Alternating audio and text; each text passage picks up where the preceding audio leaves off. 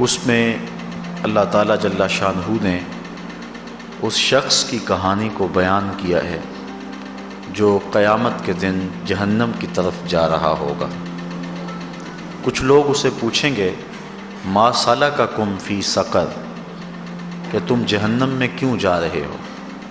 تو وہ جواب میں کہے گا لم نک من المصلین، کہ ہم نماز نہیں پڑھا کرتے تھے۔ آج جہنم میں جانے کا سبب نماز نہ پڑھنا ہے۔ پنجگانہ نماز ہر عاقل بالغ مرد اور عورت پر فرض کی گئی ہے، اور قرآن مجید میں مختلف صیغوں سے 700 سے زائد مرتبہ اس کی تاکید ارشاد فرمائی گئی ہے۔ سینکڑوں احادیث نماز کی تاکید، فضائل، ادا کرنے کی ترغیب اور نہ پڑھنے پر ترہیب میں وارد ہیں۔ اگر کوئی شخص نماز کا انکار کرتا ہے تو وہ دائرہ اسلام سے خارج ہے، لیکن اگر کوئی سستی کی وجہ سے نماز نہیں پڑھتا، صرف سستی کی وجہ سے نہیں پڑھتا، اللہ کا حکم جانتا ہے، اس کو کہا جائے آؤ نماز کو، تو وہ آگے سے مذاق نہیں کرتا یا نماز کا تمسخر یا استحقار نہیں کرتا، بلکہ بس اپنی سستی کی وجہ سے مسجد میں نہیں آتا۔ جو نماز کو ہلکا جانے، خفیف جانے، وہ بھی دائرہ اسلام سے خارج ہے اور کافر ہے۔ لیکن جو شخص اس کو اللہ کا حکم جانتا ہے اور اس کو پڑھنا اپنے اوپر ضروری سمجھتا ہے، لیکن سستی کی وجہ سے پڑھ نہیں سکتا، تو اس کے بارے میں علماء کی آراء مختلف ہیں۔ حضرت امام اسحاق اور حضرت امام احمد رضی اللہ تعالی عنہما آپ تو فرماتے ہیں کہ ایسا شخص کافر ہے اور اس کو قتل کرنا واجب ہے۔ حضرت امام مالک کا قول ہے کہ، اور امام شافعی کا بھی یہی قول ہے، وہ بھی کہتے ہیں کہ اس کو قتل کیا جائے گا اور بطور حد قتل کیا جائے گا۔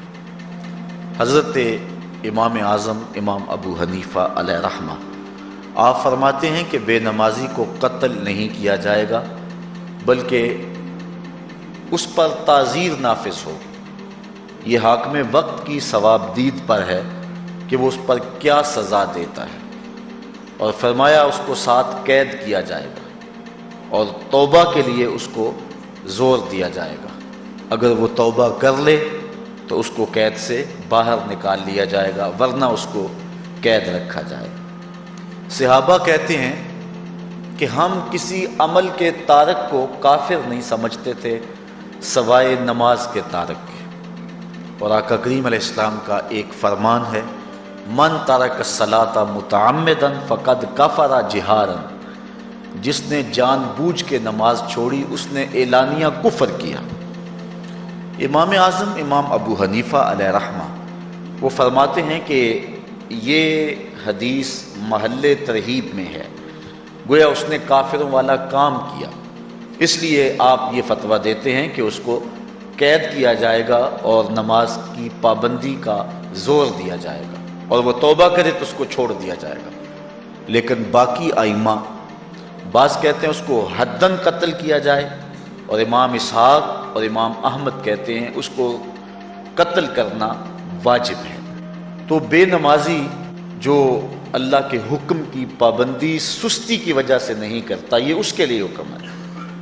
جو شخص تحقیر کرتا ہے نماز کی، ہلکا جانتا ہے، تمسخر اڑاتا ہے یا اس کا انکار کرتا ہے، تو اس کے بارے میں علماء کے اندر کوئی اختلاف نہیں ہے، وہ ائمہ اربعہ کے نزدیک کافر ہے، دائرہ اسلام سے خارج ہے، مرتد ہے۔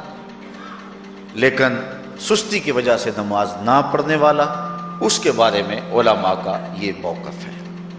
حضرت غوث اعظم الشیخ سید عبد القادر جیلانی علیہ رحمہ آپ فرماتے ہیں کہ بے نمازی کو مسلمانوں کے قبرستان میں دفن نہ کرو۔ حضرت سلطان باہو علیہ رحمہ آپ کا قول ہے کہ بے نمازی سے خنزیر بھی پناہ مانگتا ہے۔ حضرت شیخ سعدی شیرازی فرماتے ہیں بے نمازی کو قرض نہ دو، جو اللہ کا قرضہ ادا نہیں کرتا تمہارا قرض کیسے لٹائے گا۔ اب آئیے ہم حضور علیہ السلام کے فرامین دیکھتے ہیں اس حوالے سے۔ حضرت جابر بن عبداللہ انصاری رضی اللہ تعالی عنہ سے مروی ایک روایت جس کو امام ابو داؤد نے روایت کیا، امام نسائی نے روایت کیا، دیگر محدثین نے روایت کیا۔ آقا کریم نے ارشاد فرمایا بین الرجل و بین الکفر ترک الصلاۃ، آدمی اور کفر کے درمیان ترک صلاۃ ہے، یعنی بندہ مومن اور بندہ کافر کے درمیان ترک صلاۃ ہے۔ جو نماز پڑھتا ہے وہ مومن ہے، اور جو نماز نہیں پڑھتا تو وہ کافروں والا کام کرتا ہے، یا دیگر ائمہ کے نزدیک وہ کافر ہے۔ یہ ترہیباً نہیں بلکہ یہ حکم ہے۔ اور حضرت نبی رحمت صلی اللہ علیہ وسلم کا ایک دوسرا فرمان ان الفاظ کے ساتھ ہے بین الرجل و بین الشرک والکفر ترک الصلاۃ، شرک و کفر اور بندہ مومن کے درمیان نماز ترک کرنا ہے۔ حضرت امام ابن ماجہ نے ان الفاظ کے ساتھ روایت کو نقل کیا ہے بین الکفر والایمان ترک الصلاۃ، ایمان اور کفر کے درمیان نماز کا ترک کرنا ہے۔ اور آقا کریم علیہ السلام کا وہ فرمان جو حضرت انس سے مروی ہے، جس کو طبرانی نے اپنی موجم میں لکھا، بھی آپ کے سامنے میں نے رکھا، کہ حضور نے فرمایا من ترک الصلاۃ متعمدا فقد کفر جہارا، جس نے جان بوجھ کے نماز چھوڑی اس نے اعلانیہ کفر کیا۔ حضرت ابو ہریرہ رضی اللہ تعالی عنہ سے ایک روایت ہے کہ وہ فرماتے ہیں لا سہم فی الاسلام لمن لا صلاۃ ولا صلاۃ لمن لا وضوء لہ، کہ اس شخص کا اسلام میں کوئی حصہ نہیں ہے جو نماز نہیں پڑھتا، اور اس شخص کا نماز میں کوئی حصہ نہیں ہے جو وضو نہیں کرتا۔ وضو کے بغیر نماز نہیں ہوتی، اور نماز کے بغیر اسلام نہیں ہوتا۔ اور اسی روایت کو بالفاظ دیگر حضرت عبداللہ ابن عمر رضی اللہ تعالی عنہ نے حضور سے یوں روایت کیا ہے، طبرانی نے اپنی موجم میں اس کو لکھا لا ایمان لمن لا امانتہ ولا صلاۃ لمن لا طہور لہ ولا دین لمن لا صلاۃ لہ۔ حضور فرمایا کہ اس شخص کا ایمان نہیں جس میں امانت نہیں، اور اس شخص کی نماز نہیں جس کو پاکیزگی حاصل نہیں، اور اس شخص کا دین نہیں جس کو نماز نصیب نہیں۔ حضرت امام ابن ماجہ نے اس روایت کو اپنے الفاظ کے ساتھ روایت کیا ہے۔ حضرت بریدہ رضی اللہ تعالیٰ عنہ اپنے باپ سے روایت کرتے ہیں اور وہ حضور سے روایت کرتے ہیں۔ حضور علیہ السلام نے ارشاد فرمایا ان العہد الذی بیننا و بینہم الصلاۃ فمن ترکھا فقد کفر، کہ ہمارے اور ان لوگوں کے درمیان جو معاہدہ ہے وہ نماز کا ہے، جس نے نماز کو چھوڑ دیا اس نے کفر کیا، یعنی ہمارا اور ان کا پھر اب معاہدہ باقی نہیں رہے گا۔ حضرت امام بخاری نے روایت نقل کی ہے، حضور نے ارشاد فرمایا من ترک الصلاۃ العصر فقد حبط اعمالہ، جس نے عصر کی نماز چھوڑی اللہ اس کے سارے عمل برباد کر دیتا۔ حضرت ابو ہریرہ رضی اللہ تعالی عنہ سے روایت ہے جس کو امام ابن ماجہ نے اور امام نسائی نے روایت کیا ہے، وہ حضور سے روایت کرتے ہیں، بڑی مشہور روایت ہے۔ حضور نے ارشاد فرمایا ان اول ما یحاسب بہ العبد بصلاتہ فان صلحت فقد افلح وانجح وان فسدت فقد خاب وخسر۔ فرمایا قیامت کے دن بندے سے سب سے پہلا حساب نماز کا لیا جائے گا، اگر اس کی نماز ٹھیک ہو گئی تو وہ فلاح پا گیا، اگر پہلا تول ٹھیک آ گیا تو وہ کامیاب ہے، وانجح اور نجات پا گیا، وان فسدت فقد خاب وخسر، اور اگر پہلا تول ہی ٹھیک نہ ہوا تو پھر وہ ذلیل و رسوا ہو گیا۔ حضرت عبادہ بن صامت رضی اللہ تعالیٰ عنہ سے ایک طویل روایت ہے، وہ کہتے ہیں کہ حضور علیہ السلام نے مجھے 7 چیزوں کا حکم دیا، مجھے وصیت کی کہ ان 7 کاموں کو کرنا ہے۔ ان کے اندر جو دوسری چیز تھی وہ حضور نے یہ ارشاد فرمائی وَلَا تَتْرُكُوا الصَّلَاةَ مُتَعَمِّدِينَ فَمَنْ تَرَكَهَا مُتَعَمِّدًا فَقَدْ خَرَجَ مِنَ الْمِلَّةِ کہ جان بوجھ کے کبھی نماز نہ چھوڑنا، جس نے نماز چھوڑی وہ ملت اسلامیہ سے نکل گیا۔ اور حضرت معاذ بن جبل رضی اللہ تعالی عنہ سے بھی ایک طویل روایت ہے کہ حضور نبی رحمت صلی اللہ علیہ وسلم نے ان کو 10 وصیتیں کی تھی حصول برکت کے لیے۔ یہ ساری حدیث میں آپ کے سامنے رکھ دیتا ہوں۔ کہتے ہیں اوصانی رسول اللہ صلی اللہ علیہ وسلم بعشر کلمات، حضور نے مجھے 10 باتیں ارشاد فرمائیں، حکمت سے بھری اور رحمتوں سے بھری ہوئی ایک ایک بات ہے، ان کے بول بہاروں جیسے اور اصحاب ستاروں جیسے۔ تو اتنا خوبصورت کلام، لہو خورشید کا ٹپکی اگر ذرے کا جگر چیر۔ حضور نے 10 باتیں حضرت معاذ بن جبل رضی اللہ تعالی عنہ کو بطور وصیت ارشاد کی۔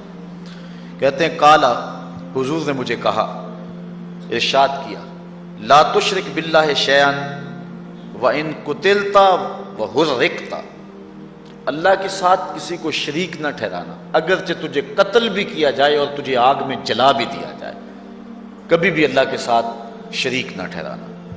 دوسری بات حضور نے مجھے یہ ارشاد فرمائی وَلَا تَعْصِ وَالِدَيْكَ وَإِنْ أَمَرَاكَ أَن تَخْرُجَ مِنْ أَهْلِكَ وَمَالِكَ، کہ اپنے والدین کی کبھی نافرمانی نہ کرنا، اگرچہ تجھے حکم دیں کہ اپنے مال کو اور اپنے بچوں کو لے کے گھر سے نکل جا، تو کہا یہ کر لینا، نکل جانا، لیکن والدین کی نافرمانی نہ کرنا۔ تیسری بات حضور نے ارشاد فرمائی وَلَا تَتْرُكَنَّ صَلَاةً مَكْتُوبًا مُتَعَمِّدًا فَإِنَّ مَنْ تَرَكَ صَلَاةً مَكْتُوبَةً مُتَعَمِّدًا فَقَدْ بَرِئَتْ مِنْهُ ذِمَّةُ اللَّهِ۔ فرمایا اے معاذ بن جبل، فرض نماز جان بوجھ کر کبھی بھی نہ چھوڑنا، زندگی میں کبھی نہ ہو کہ تجھ سے فرض نماز چھوٹے، اس لیے کہ جس نے فرض نماز جان بوجھ کے چھوڑ دی، اللہ اور اس کے رسول نے اس سے اپنا ذمہ اٹھا لیا، اب وہ جدھر مرضی جائے، اللہ نے جو ذمہ لیا ہوا ہے مومن کا، اللہ اٹھا لیتا ہے۔ چوتھی چیز حضور نے جو ارشاد فرمائی وَلَا تَشْرِبَنَّ خَمْرًا فَإِنَّهُ رَأْسُ كُلِّ فَاحِشَةٍ، اے معاذ بن جبل، زندگی میں کبھی بھی شراب نہ پینا، ہر بے حیائی کی جڑ ہے اور بنیاد ہے شراب۔ پانچویں چیز کہتے ہیں حضور نے جو مجھے ارشاد فرمائی وہ یہ تھی وَإِيَّاكَ وَالْمَعْصِيَةَ فَإِنَّ بِالْمَعْصِيَةِ حَلَّ سَخَطُ اللَّهِ، کہا کبھی اللہ کی نافرمانی نہ کرنا، اللہ کی نافرمانی سے اللہ کی ناراضگی مول لینے والی بات ہے، اللہ تعالیٰ کی معصیت سے اس کی ناراضگی جائز ہو جاتی ہے، حلال ہو جاتی ہے۔ اور چھٹی چیز کہتے ہیں حضور نے یوں ارشاد فرمائی وَإِيَّاكَ وَالْفِرَارَ مِنَ الزَّحْفِ وَإِنْ هَلَكَ النَّاسِ، کہا جب محاذ پہ ڈٹا ہونا تو کبھی پیٹھ نہ پھیرنا، اگرچہ لاشیں جو ہیں وہ گر رہی ہوں اور لوگ ہلاک ہو رہے ہوں، سارے لشکر کے ہلاک ہو جانے کا ڈر بھی ہو، لیکن کہا معاذ بن جبل میں تمہیں وصیت کرتا ہوں کبھی پیٹھ پھیر کے بھاگنا نہیں ہے۔ حضور نے کہتے ہیں مجھے جو 7ویں چیز ارشاد فرمائی وہ یہ تھی وَإِنْ أَصَابَ النَّاسَ مَوْتٌ فَاصْبُتْ، اگر تو کسی ایسے علاقے میں رہتا ہو جہاں موت آ جائے، کوئی بیماری آ جائے موت والی، تو علاقہ چھوڑ کے بھاگنا نہ، وہیں رہنا، تیری قسمت میں زندگی ہوئی تجھے کوئی موت دے نہیں سکتا، اور اگر موت تیرے لیے لکھی گئی ہے تو جہاں مرضی چلا جائے تو موت سے بچ نہیں سکتا، اس لیے ایسے مقام سے بھاگ کر نہ جانا، وہیں ڈٹے رہنا اور وہیں رکے رہنا۔ 8ویں چیز کہتے ہیں حضور نے مجھے ارشاد فرمائی وَأَنفِقْ عَلَىٰ أَهْلِكَ مِن طَوْلِكَ، کہا اللہ نے تجھے جو وسعت دی ہے، تجھے جو مال دیا ہے، اس کو اپنی اولاد پر کھل کے خرچ کرنا، اپنی اولاد سے بخل نہ کرنا، اولاد کے معاملے کے اندر جہاں ان کی ضرورت ہو اس کو کھل کے پورا کرنا ہے۔ اور حضور نے 9ویں بات جو ارشاد فرمائی وہ یہ تھی وَلَا تَرْفَعْ عَنْهُمْ عَصَاكَ أَدَبًا، اپنی اولاد کو ادب سکھانے کے لیے ڈنڈا نہ چھوڑنا، عصا ہمیشہ لٹکا کے رکھنا، کوڑا باندھ کے رکھنا۔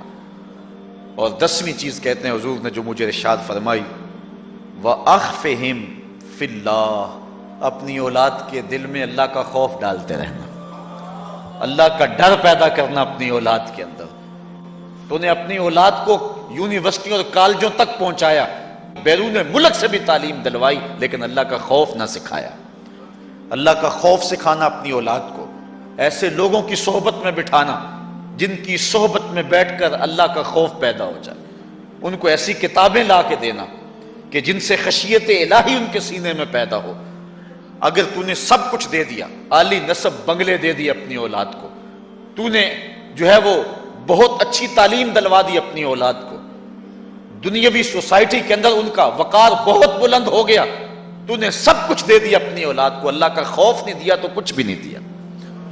تو حضور نے جو 10ویں وصیت حضرت معاذ بن جبل کو کی وہ یہ ہے کہ انہیں اللہ سے ڈراتے رہنا، اللہ تعالیٰ کا خوف، ان کی خشیت ان کے سینے میں پیدا کرنا۔ اللہ اکبر۔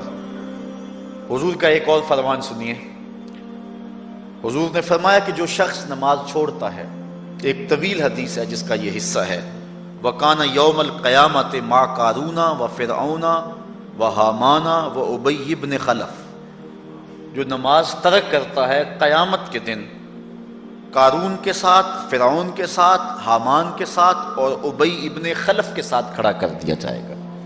جس صف میں اللہ کے دشمن کھڑے ہوئے ہوں گے، بے نوازی کو بھی اس صف میں کھڑا کر دیا جائے گا۔ کتنی رسوائی ہے، کتنی ذلت ہے۔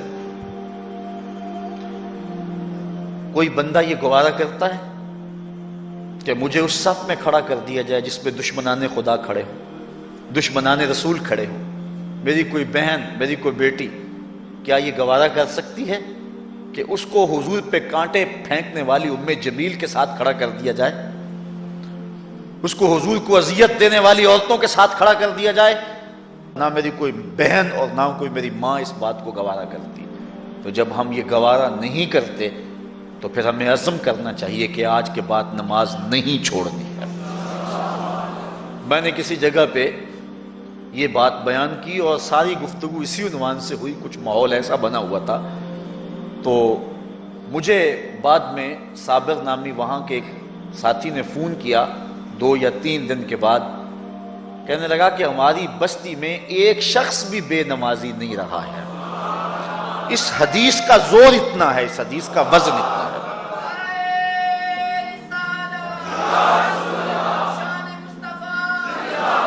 تو کوئی شخص یہ گوارا کرتا ہے کہ مجھے دشمنان خدا کی صف میں کھڑا کر دیا جائے، جن دشمنوں کے چہروں پہ تالکول ملی ہوئی ہوگی اور ان پر لعنتیں برس رہی ہوں گی، اور دنیا کے اوپر سب سے رسوائی زیادہ ان لوگوں کو ہوگی، تو کوئی شخص بھی یہ گوارا نہیں کرتا۔ ہم تو ان کے سائے سے بھی بچنا چاہتے ہیں۔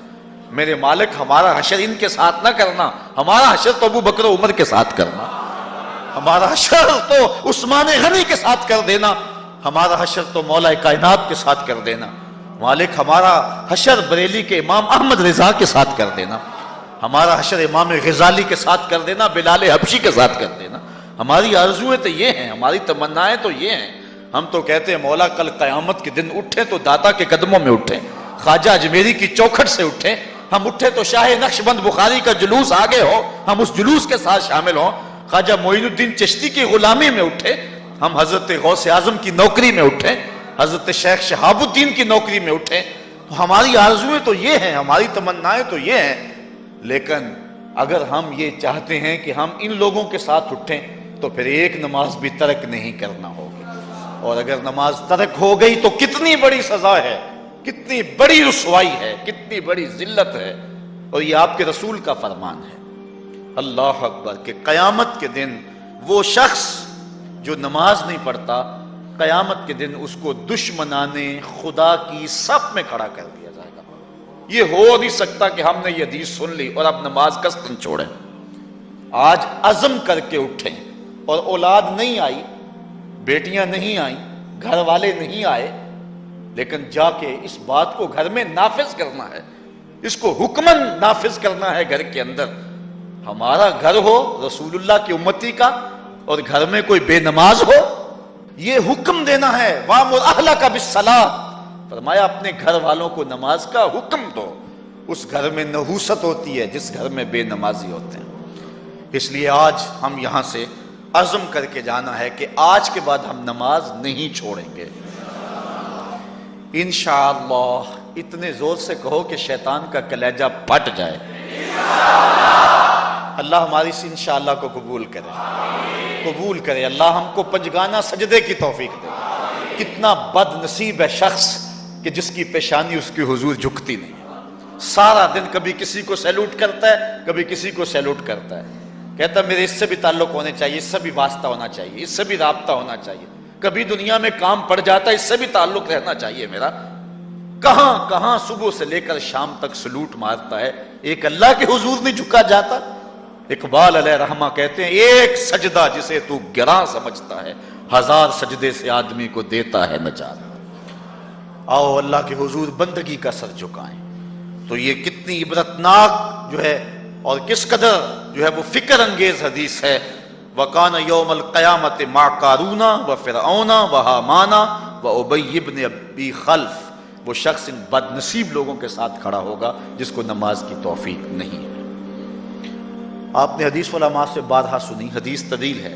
آقا کریم معراج کی رات گئے تو وہاں مختلف لوگوں کو مختلف عذابوں میں مبتلا دیکھا۔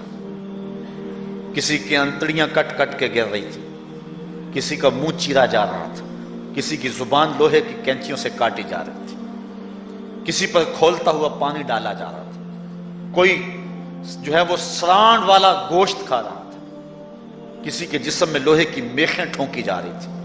لیکن ایک قوم کو حضور نے دیکھا، ایک بھاری پتھر سے ان کا سر کچلا جاتا ہے اور پتھر کے واپس آنے تک دوبارہ صحیح ہو جاتا ہے، پھر کچلا جاتا ہے۔ حضرت جبریل امین سے حضور نے فرمایا کہ یہ کون لوگ ہیں؟ یا جبریلو من ہاؤلائے، یہ لوگ کون ہیں کہ ان کے سر پتھروں سے کچلے جا رہے ہیں؟ قال ہاؤلائے الذین تثاقلت رؤوسہم عن الصلاۃ المکتوبہ، کہا یہ وہ بد نصیب لوگ ہیں کہ فرض نمازوں سے جن کے سر بوجھل رہتے تھے، نماز پنجگانہ فرض بھی نہیں پڑھا کرتے تھے، یہ وہ بد نصیب ہیں، آج ان کے سر کوٹے جا رہے ہیں۔ یہ تھوڑی سی زندگی ہے، تھوڑی سی زندگی ہے، 60-70 سال بڑی زندگی ہو وہ مگر نصیب ہو جائے تو پتہ نہیں ہے کہ کل ہمارا آنے والا کہاں ہے۔ کتنا غافل اور بد نصیب ہے وہ شخص کہ جس کو سجدہ نصیب نہیں ہے۔ سجدہ تو بندگی کا نام ہے۔ زندگی آمد برائے بندگی، زندگی بے بندگی شرمندگی۔ بندہ تو ہے ہی بندگی میں۔ کسی شخص نے راستے میں جاتے جاتے چائے کی پیالی پلا دی ہو نا بازار میں، تو ہم جب بھی اس گلی سے گزرتے ہیں اس کو سلوٹ کر کے جاتے ہیں، السلام علیکم، یار اس سے بڑے سلام لیتے ہو، یہ بڑا محبت والا، بڑے اخلاق والا ہے۔ یار جس نے چائے کی پیالی پلا دی ایک مرتبہ، اس کو تو جاتے آتے سلام کر کے جاتے ہو۔ جس رب نے زندگی بخشی ہے، جس رب نے جو ہے وہ ساری بہاریں عطا کی ہیں، اس کے حضور میں جھکا جاتا ہے۔ کتنا متکبر شخص ہے جو اللہ کے حضور نہیں جھکتا۔ اللہ اکبر۔ کہا یہ وہ بد نصیب لوگ ہیں فرض نمازوں سے جن کے سر بوجھل رہا کرتے تھے۔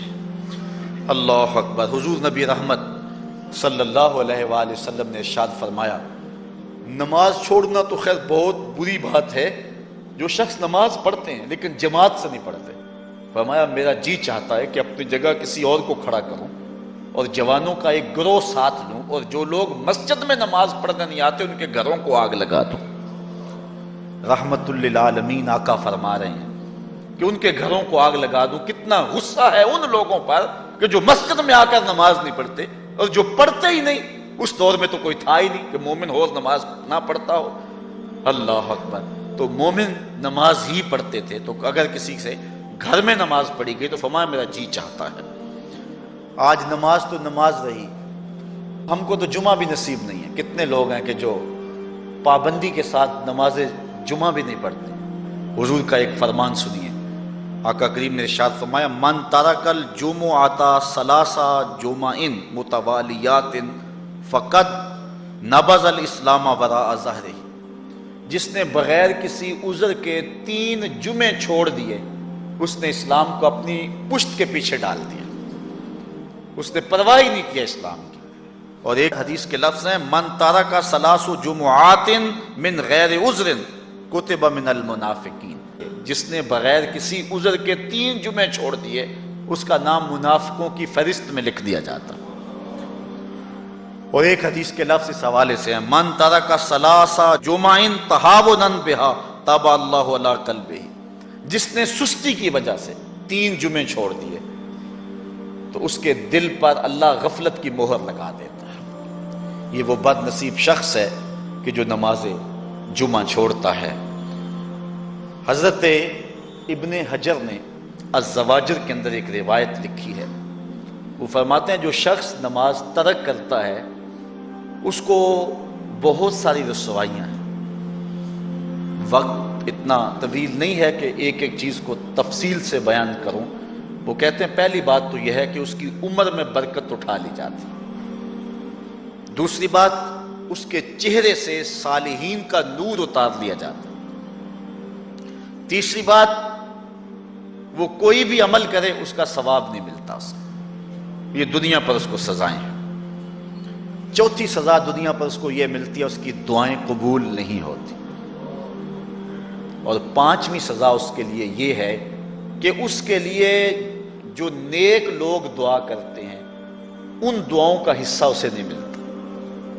مومن نیک سحری وقت اٹھ کے دعا مانگتے ہیں اللہ پوری امت پر کرم کر دے، تو یہ بھی امت میں شامل ہے، دعا اللہ والے کی تو قبول ہوئی لیکن اس کا حصہ نکال دیا گیا، اس کا حصہ نیک لوگوں کی دعاؤں سے نکال دیا گیا۔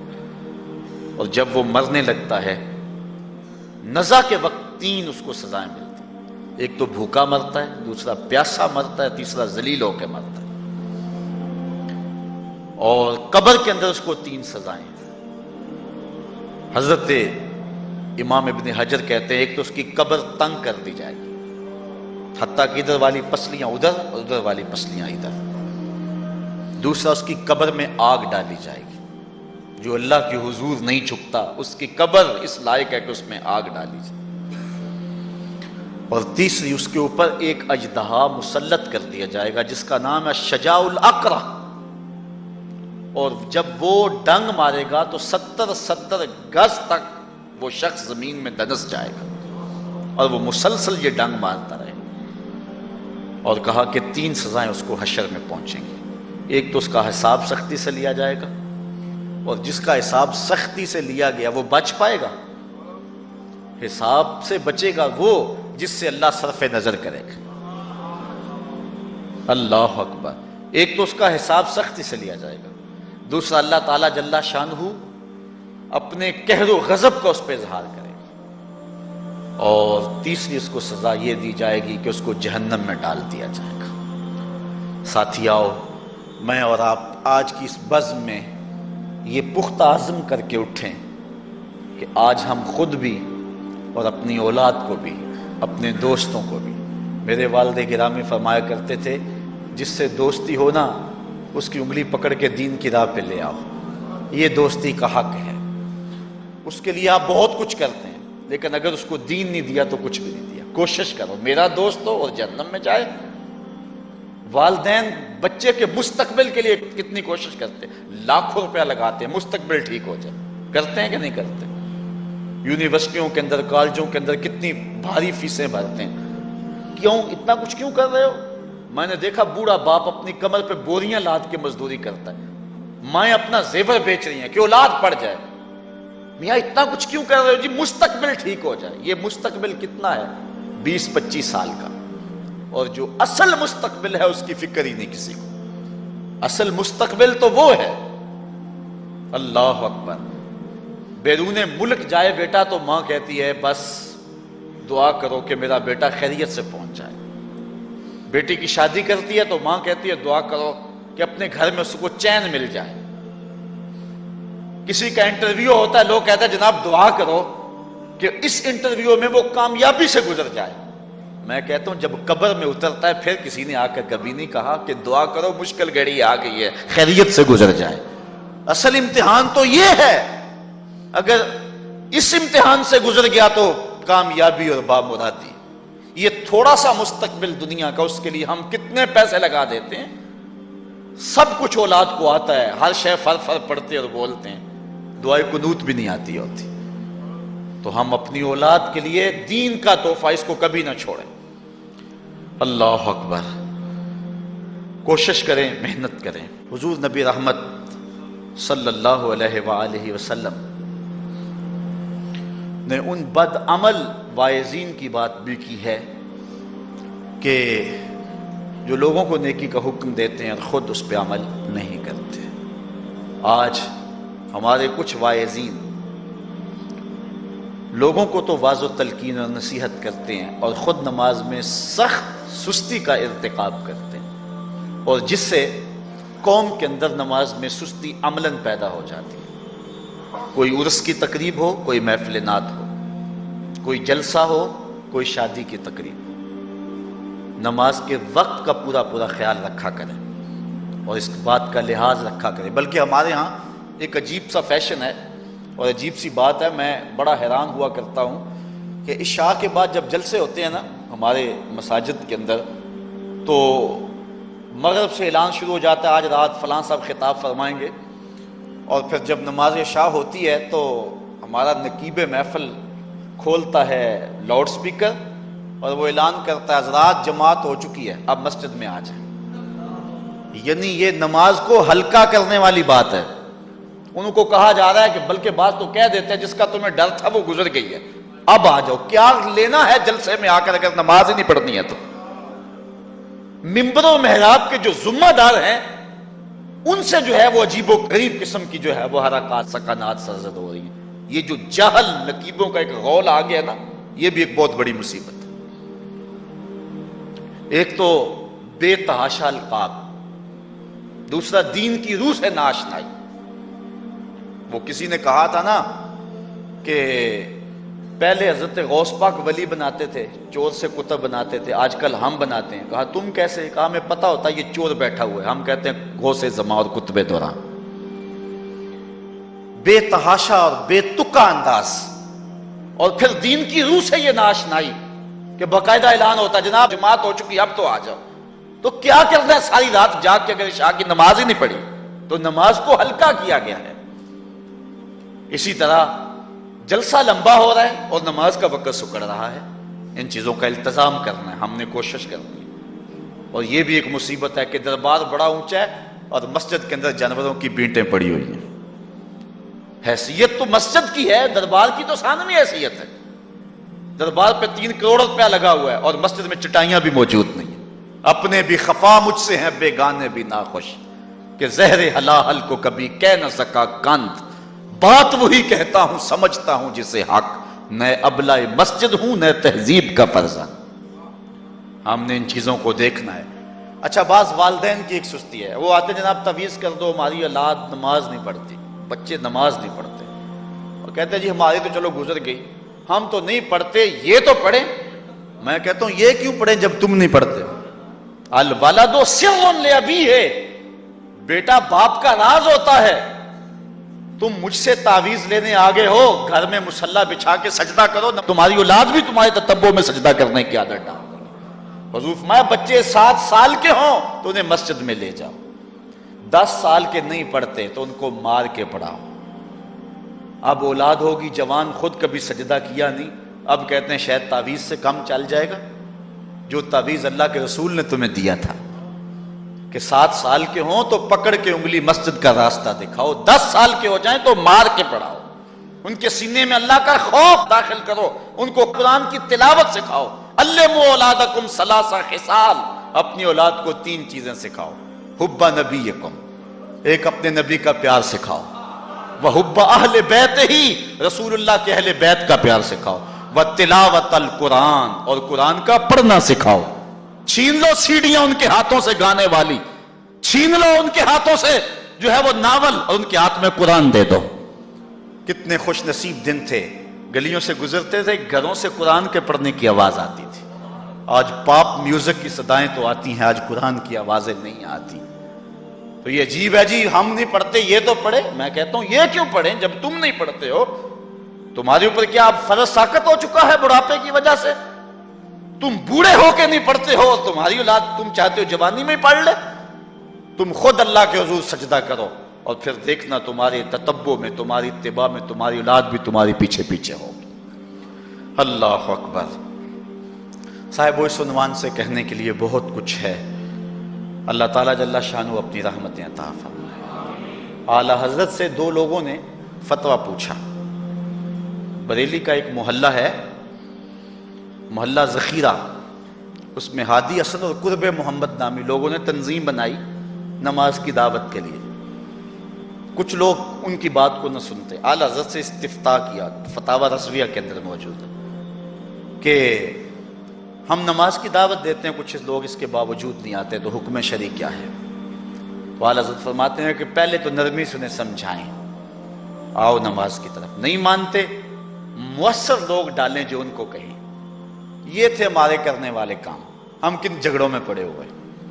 مؤثر معاشرے کے لوگ تلاش کریں اور ان کو سمجھائیں، جن کی وہ مانتے ہیں، ٹالتے نہیں، ان سے سمجھائیں ان کو۔ آپ فرماتے ہیں اگر ان کے سمجھانے سے بھی نہیں سمجھتے تو فرمایا فتویٰ پھر یہ ہے ان سے بائیکاٹ کر دیں، ان سے ترک کلام کر دیں، ان سے گفتگو چھوڑ دیں۔ ہم نے تو کبھی بیٹوں سے نہیں چھوڑی گفتگو، بیوی بے نماز ہو ہم ہر شے بیوی سے منوا لیتے ہیں۔ کبھی کہا تیرے ہاتھ کی پکی روٹی نہیں کھاؤں گا اگر تو نماز نہیں پڑھتی؟ کبھی بیٹا کہے امی تو نماز نہیں پڑھتی، میں تیرے ہاتھ کی روٹی نہیں کھاؤں گا؟ جو ماں بیٹے کے لیے سب کچھ کرتی ہے، کتنے دکھ جھیلتی ہے، کسی کے گھر کے برتن مانجنے پڑے وہ بھی مانجتی ہے، کیا بیٹے کی خواہش پہ نماز نہیں شروع کر دے گی؟ جب عادت ڈالے گی تو پھر اللہ دل میں بھی وہ محبت ڈال دے گا، کیونکہ ہمارا تو اتنا ہی کام ہے نا۔ حضرت بایزید بسطامی نے یہی کیا تھا نا۔ حضرت بایزید بسطامی علیہ رحمہ بسطام کے لوگوں کی تربیت کر رہے ہیں، کسی محلے کے کونے میں آ کر ایک فاحشہ عورت بیٹھ گئی، لوگوں کا دین ایمان اجاڑنے لگی۔ کسی نے کہا بایزید تیرا شہر لٹ رہا ہے، جس کو تو اشکوں سے سیراب کیا تھا اور سجدہ ہائے سحرگاہی سے جس شہر کو نور بخشا تھا، تیرا شہر لٹ رہا ہے۔ کہا کیا ماجرا ہوا؟ لوگوں نے کہانی سنائی۔ بایزید بسطامی صبح مصلی اٹھایا اور جا کے اس فاحشہ عورت کے دروازے پہ مصلی بچھا لیا۔ اب جو بھی گاہک آتا بایزید بسطامی کو بیٹھا ہوا دیکھ کے راستہ بدل لیتا۔ اس نے انتظار کیا، رات کے اندھیرے گہرے ہو گئے، آج کوئی گاہک ہی نہیں آیا۔ اس نے کھڑکی سے جھانک کر کے دیکھا ایک بوڑھا بابا بیٹھا ہوا ہے، ہاتھ میں تسبیح ہے، مصلی بچھایا ہوا ہے۔ نیچے اتر کر کے کہا بابا اللہ کو یاد کرنے کے لیے اور تھوڑی جگہ ہیں، تجھے میرے گھر کی گلی ہی ملی، میرا راستہ روک لیا۔ بابا کہنے لگا کیا مسئلہ ہے تجھے؟ کہا میرے گاہک رکے ہوئے ہیں۔ کہا آج میں تیرا گاہک ہوں، بتا تیری رات کی قیمت کتنی ہے؟ اللہ اکبر۔ حضرت بایزید بسطامی نے قیمت طے کی، اس کے گھر کی جب چھت چڑھنے لگے نا سیڑھیاں، لوگ دیکھ رہے تھے۔ کہا مالک اگر بایزید بھی اجڑ گیا تو روشنی کہاں سے لیں گے؟ بایزید بھی ایک فاحشہ عورت کے کوٹھے پہ چڑھ رہا ہے، اگر یہ بھی چراغ بجھ گیا تو زمانے کو اجالا کہاں سے ملے گا؟ لیکن قدرت کو کچھ اور ہی منظور تھا۔ اس سے کہا مصلی بچھا لے، جو میں کرتا جاؤں وہ کرتے جانا۔ پہلے وضو کیا، اس نے بھی کیا، پھر مصلی پہ آئے، وہ بھی پیچھے کھڑی ہو گئی۔ پھر بایزید قیام کیا، اس نے بھی قیام کیا۔ پھر رکوع میں گئے، وہ بھی رکوع، قوما وہ بھی قوم ہے۔ جب سجدے میں حضرت بایزید گئے، وہ بھی سجدے میں، تو بایزید رو پڑے۔ کہا مالک بایزید کا اتنا ہی کام تھا کہ اس کا سر تیری چوکھٹ تک جھکا دے، مالک یہاں تک لانا میرا کام تھا، دل کی دنیا بدلنا تیرا کام ہے۔ جب وہ سجدے میں جا رہی تھی تو فحشا تھی، جب سر اٹھایا وقت کی بلیا بن چکے تھے۔ ایک بزرگ کہتے ہیں میں بازار کے کنارے جا رہا تھا، ایک شرابی گرا ہوا تھا اور گندے پانی سے اس کا منہ گندا ہو رہا تھا۔ میرے دل میں رحم آیا، ایک انسان ہے اور یوں رسوا ہو رہا ہے۔